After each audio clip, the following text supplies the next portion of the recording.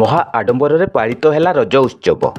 ଯୋଡ଼ା block ଅନ୍ତର୍ଗତ ସେରେଣ୍ଡା ଗ୍ରାମ ପଞ୍ଚାୟତରେ ପ୍ରତିବର୍ଷ ପରି ଚଳିତ ବର୍ଷ ମଧ୍ୟ ରଜ ଉତ୍ସବ ମହା ଆଡମ୍ବରରେ ପାଳନ କରାଯାଇଛି। ରଜ ଉତ୍ସବ ଉପଲକ୍ଷେ ପହିଲି ରଜ ଅବସରରେ ପାରମ୍ପରିକ କାଠଦଳି ଉଦ୍ଘାଟନ ହୋଇଥିଲା। ଉଦ୍ଘାଟନୀ ଉତ୍ସବରେ ସେରେଣ୍ଡା ସରପଞ୍ଚ ସସ୍ମିତା ସିଧୁ, ପୂର୍ବତନ ଭଦ୍ରାସାହି ସରପଞ୍ଚ ଭଗବାନ ଚାତମ୍ବା, ପୂର୍ବତନ ସେରେଣ୍ଡା ସରପଞ୍ଚ ସଙ୍ଗୀତା ଚାତମ୍ବା, ସମିତି ସଭ୍ୟ ଶଙ୍କର ଚାତମ୍ବା, ସମାଜସେବୀ ସୁନୀଲ କୁମାର ଦତ୍ତ ପ୍ରମୁଖ ସମ୍ମାନିତ ଅତିଥି ଭାବେ ଯୋଗ ଦେଇଥିଲେ। ହୋ ସମ୍ପ୍ରଦାୟର ଆରାଧ୍ୟ ଦେବତା ମାରାଙ୍ଗ ଗୁରୁଙ୍କୁ ପୂଜାର୍ଚ୍ଚନା ପରେ ପାରମ୍ପରିକ କାଠଦଳି ଉଦ୍ଘାଟନ କରାଯାଇଥିଲା।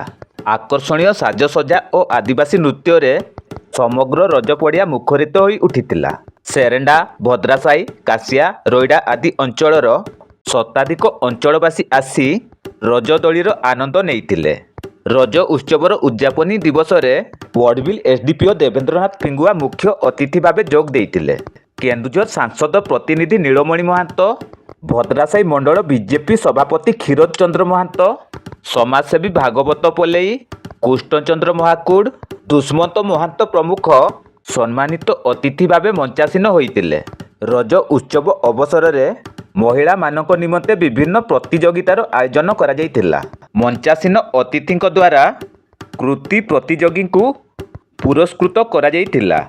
ଉପସ୍ଥିତ ଅତିଥିଗଣ ମଧ୍ୟ ପାରମ୍ପରିକ ନୃତ୍ୟ ଗୀତରେ ସାମିଲ ହେବା ସହିତ ରଜ ଦୋଳିର ଆନନ୍ଦ ନେଇଥିଲେ।